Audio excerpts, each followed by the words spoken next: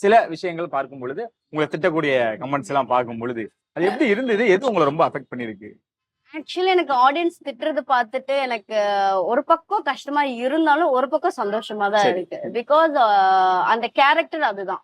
அந்த கேரக்டர் திட்டுனாதான் அந்த ஆக்டிங் நான் கரெக்டா பண்ணிருக்கேன் அப்படின்றது எனக்கு தோணுச்சு. So I think I want that character. வந்த கமெண்ட்ஸ்லயே இது பார்க்கும் பொழுது எனக்கே ஒரு மாதிரி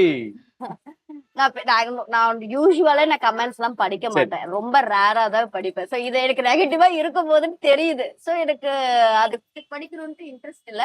பட் தியேட்டர்ல வந்துட்டு அன்கிதா நீ ஒரு சிகரெட்டுக்காக நீ போயிட்டு சாகுறல்ல சாகுடி ஒருத்தர சனியன்னு சொல்றான். Okay fine.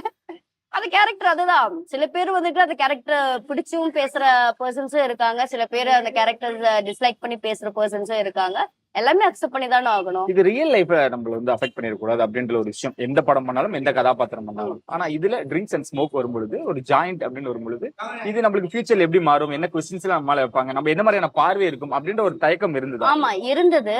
பட் எனக்கு என்ன பர்சனலா எனக்கு தோணுச்சுன்னா ஆக்டிங்னு வரும்போது அது எதுவுமே நம்ம யோசிக்க கூடாது. ஆக்டிங்க பாக்குற வரைக்கும் எல்லாமே நல்லதுதான். ஏன்னா நம்ம ரியாலிட்டி வேற, ஆக்டிங் வேற. எனக்கு அந்த ஆக்டிங் நான் பிடிச்சு நான் பண்றேன். எனக்கு எல்லா கேரக்டருமே எனக்கு சூஸ் பண்ணி பண்ணணும்.